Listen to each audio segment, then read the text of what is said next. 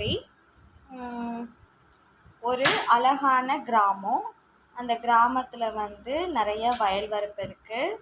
அப்புறம் ஊருக்கு சுற்றி ஒரு கோயில் இருக்குது. அந்த கோயில் பக்கத்தில் ஒரு ஆலமரம், அரச மரம், நிறையா வில்வ மரம், இந்த மாதிரி மரங்கள்லாம் இருக்குது.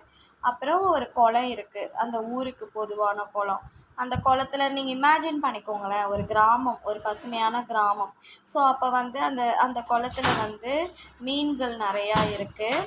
அதுக்கப்புறம் அந்த குளத்தை சுற்றி ஒரு 5 பறவை இருக்குது. ஒரு அப்புறம் பசுமாடு, காளை மாடுலாம் வந்து அவங்க அங்கே நிறைய கட்டி போட்டிருக்காங்க. இப்போ காகம் இருக்குது, மயில் இருக்குது, அதுக்கப்புறம் புறா இருக்குது, அப்புறம் கொக்கு இருக்குது, அதுக்கப்புறம் வந்து அன்னம் இருக்குது. ஓகேங்களா? இந்த மாதிரி நான் வந்து ஒரு கிளாஸில் ஒரு பசங்களை வந்து 5 பறவை சொல்கிறேன். நான் உங்களுக்கு ஒரு கதை சொல்கிறேன். அந்த குழந்தைக்கு நான் என்ன சொல்ல போகிறேன்னு தெரியாது. பட் 2 பேர் மட்டும் கொக்குன்னு சொல்லிட்டு போய் நின்னாங்க. அதுக்கப்புறம் நான் அந்த ஸ்டோரியை வந்து அப்படியே ஹாஃபில் வச்சுட்டு நாளைக்கு உங்களுக்கு சொல்கிறேன் அப்படின்னு சொல்லிட்டு விட்டுட்டேன். என்ன அப்படின்னு பார்த்தீங்கன்னா, இப்போ காகம் வந்து தனக்கான இரை கத்தும். காக்கான இரை கிடச்ச உடனே, இன்றைக்கி கூட காக்காக்கு போட்டுட்ருந்தேன், அது கிடச்சோடனே நம்ம பார்த்தா பறக்கும். ஆனால் அது கொஞ்சம் தூரத்தில் போய் உட்காந்துக்கிட்டு அந்த இறை கிடச்சோடனே கொத்திட்டு எடுத்துகிட்டு போயிடும்.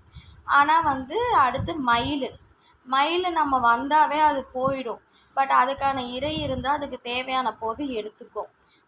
நெக்ஸ்ட்டு வந்து இந்த மாதிரி புறா அதுக்கு தானியங்கள் போடும்போது எடுத்துக்கும்.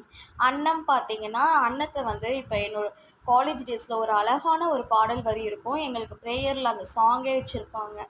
அதில் வந்து ஒரு லைன் வரும், அன்னம் போல் நல்லன எடுத்த அல்லன அகற்றின வரும்.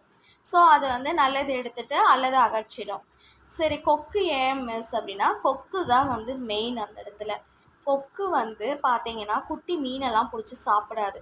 அது அப்படியே நின்றுட்டுருக்கும் ஒரே இடத்துல. இது என்னடா இது லூஸுன்னு கூட நினைப்பாங்க. ஆனால் அது இல்லை, அது எதையுமே கண்டுக்காது, நின்றுட்டே இருக்கும். ஏன்னா தனக்கான நேரம் அது 24 மணி நேரமா, 48 மணி நேரமா, 64 மணி நேரமானலாம் இல்லை. தனக்கான நேரம் வர வரைக்கும் காத்திருந்து ஒரு பெரிய மீன் வந்தோடனே அது வந்து இப்படி அப்படின்லாம் திரும்பாது. அடுத்த செகண்ட் அது பிடிச்சி சாப்பிட்ருக்கும். எந்த மீனையும் விட்டுருக்காது. அந்த ஒரு மீன் தான் வந்த தனக்கான இடத்த, தனக்கான இதை கரெக்டாக அதை கேப்சர் பண்ணியிருக்கோம். ஸோ திருவள்ளுவர் கூட ஒரு திருக்குறளில் சொல்லியிருப்பார், கொக்கக்க கூம்பும்